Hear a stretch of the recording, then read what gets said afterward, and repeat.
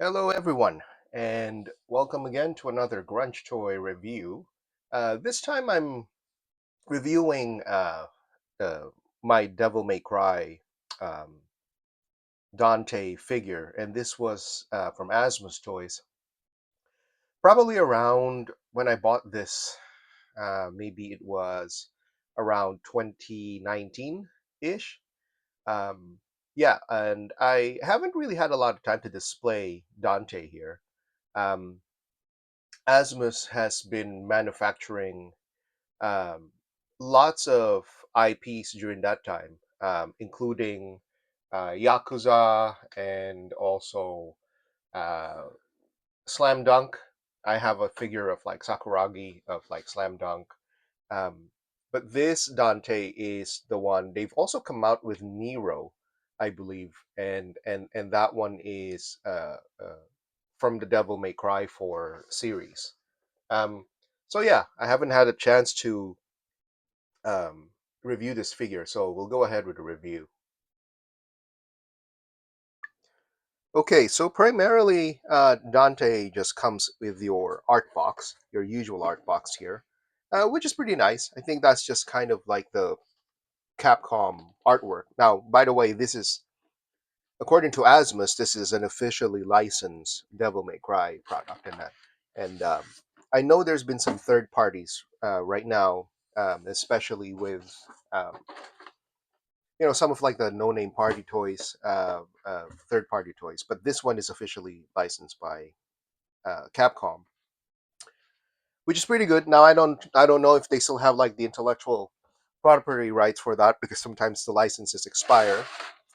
But for Dante here, it's pretty good. I mean, the one of the reasons why I kind of like got into like reviewing this figure was I I just recently watched the Netflix Devil May Cry series. I'm just done with like a few episodes of it, and because there were so many '90s and early 2000 references in there, it was quite fun.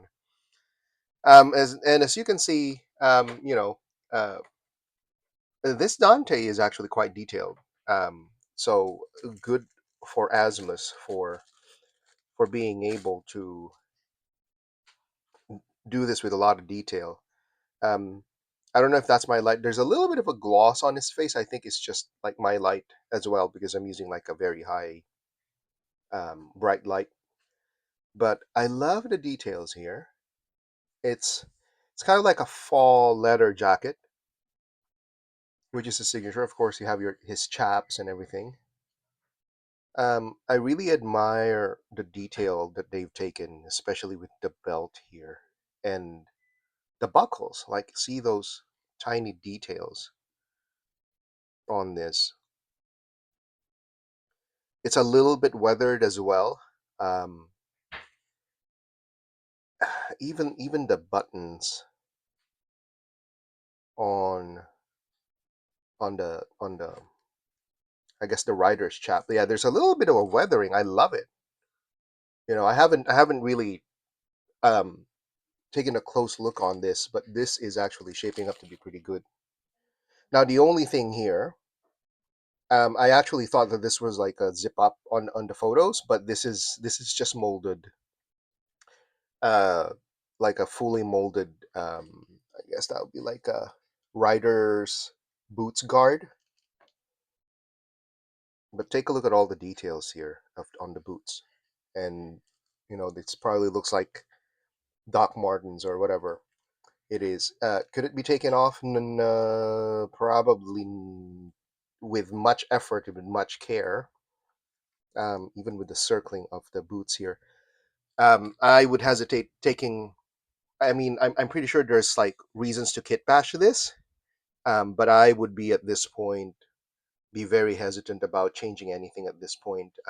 If even if you're like a kit basher, even though if the I don't. It's the even though if the costume is so detailed, it seems a little bit fragile. But I love that this is wired. You see that, like the cape is wired, so you can. It's there's lots of range of posability. And they didn't use a soft body on Dante here. You could see, like, I'm trying to squeeze it, but it's hard plastic, but it's molded in such a way that you can actually see some realistic textures on his gloves and also on his hands, and that's a good thing. The zipper does come down from. I think it. Yeah, I think you can definitely take it off. I would just be very careful. There's probably a very good reason why they shipped it as is. Okay, just taking a look at the back here. Yeah, fairly good. I love all these like weathering details here because it shows him as kind of like it's not. How should I say it? It's not like he's coming off fresh or anything like that. It's just that you know that this is a guy who's like probably traversed combat and crossed the desert or something like that. He's not like clean looking, but uh yeah, he is very much still Dante. um yeah, and I was just saying, I think if you're going to kit bash this, you just have to be careful about removing the articles, just because of the fragility of the entire clothing. And of course, well, let's look at the accessories here. Okay, so we have Rebellion, which is his trademark sword. And I like the detail of it, of like one of his being horned and the other one is not, which I think is um, accurate. Now, this one as well, the spikes on the end of the pommel and just the blade length. I'm just like comparing them side by side. Of course, this is Dante with his like oversized sword. I don't know if that's pun intended or not, but um, it is. It looks screen accurate from what it looks like. And then we also have two of his handguns, ebony and ivory. Hold on, I might actually need to use Rebellion to pry these things out, just because they're just in an awkward mold angle. Oh, by the way, yeah. So Rebellion is made of plastic. This is not steel by any means. Like, it's very light, and I think for Dante, the advantage of that is that you'd be able to pose him holding it in a not so awkward position, because sometimes I could imagine that if they made this into like a full solid steel blade, this would be very awkward to pose. Um, so it's a good thing that they didn't. So ebony and ivory, okay, the trademark handguns, and I love the detailing of this. See, there's even the name, the tiny name here, ebony and ivory. Now I don't know about that one, if that's accurate. Probably is, but I'm not entirely sure. Dubai. Tony Red. Oh my God! It is a reference from Tony Redgrave. Yeah, from oh, it's one of Capcom's games that I've had before. Um, yeah, I think that's the reference of that. If you remember the name, comment on the box for me if you remember that name. But I remember it was like I think it was like a PS2 game, where there's this guy who's like lugging around like a giant coffin. Um, yeah, for Tony Redgrave. I think it's a reference to another Capcom game. But I love that they put that here on the detailing. I mean, it's detailed enough, but it's not like one of those hot toys that you could actually remove the. I don't think you can. No. So that's molded in. There's no separate ammunition, you know, because I know with hot toys sometimes you would be able to, in some of their um, guns, that you could remove the magazine and also slide back the receiver and all that stuff. Um, this is not one of them, but I love the detailing of the face, the woman's face here.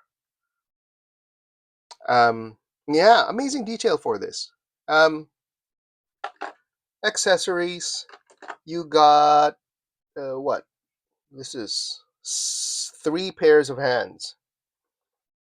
Well, including the one that he's already wearing. I guess we won't include that in the count. But he has a closed fist. Maybe this is for holding the sword. One that is holding the trigger. That's for his guns. And the other ones are the left hand, also for holding a gun and a sword, optionally. And I'd be guessing these would be like the closed fists. Yep, closed fist. If you want him to be like in a punching motion, right? Yep. Okay. All right. Articulation. Let's try and see.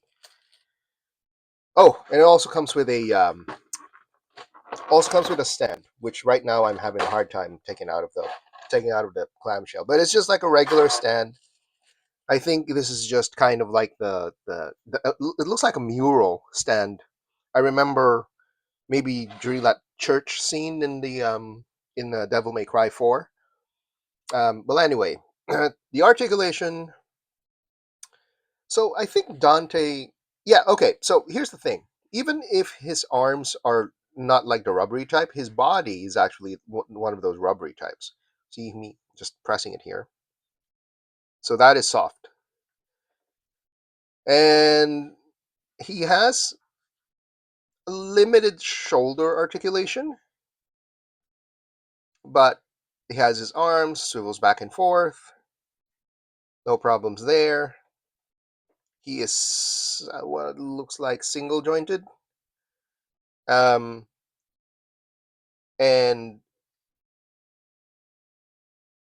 his waist swivels. There's some torso articulation back and front, of course, the thighs, and there is also the knee joints, which is in on a ratchet, which is good. Now, I don't know what type of body. Okay, oh, sorry, and then I forgot. There's pretty much good, very good articulation on the ankle here, but there are no toe articulation, and I don't know what type of body that they've used on Dante here. Um, Again, this is like back. I don't know when they actually started manufacturing this. I'd be guessing maybe 2018. Because if I bought it in 2019, I didn't order this on a pre-order. I just ordered this from a local store who had this in a while. And again, um, lately with all the third-party toys, I'm pretty sure there probably would have been better Dante figures out there. I'm not really keeping close tabs on it. Um, but I think for the fact that during the time that this was released, I think this was, if I'm not mistaken, probably the first one that came out from Asmus. Before they came out, I think with Devil May Cry 3, there was another version with that of Dante. And it's not so bad. Like this, I'm pretty happy with the way that they did this. And I kind of like the look of like an older Dante who's a little bit more weathered and a little bit more veteran. Um, you know, um, so this is pretty much Dante. Let me see if I can actually have him in a little bit of a pose. Okay, so here is Dante in his just a standing pose, just because I don't have a very big rotating stand here, holding Rebellion. And I will say again, this is one of those pieces where it's fantastic as a display piece. Um, and I'm pretty sure it's also going to be fantastic for I mean, sword photography, no, for toy photography. With that rotating gigantic sword just distracted me. But anyway, um, uh, yeah, I mean, one other tip I would say is that it's easier to pose him with a semi trigger the gun sword, sorry, with the gun holding hand. If you're gonna have him hold the sword pose like this, so it's a little bit loose. The other hand is very like close fists, so it's a little bit harder to pose him with that. Um, But anyway, this is Dante again.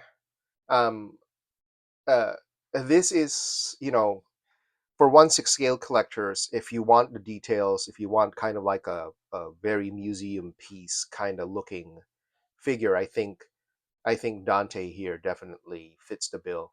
I haven't checked on eBay how much he would run you for currently.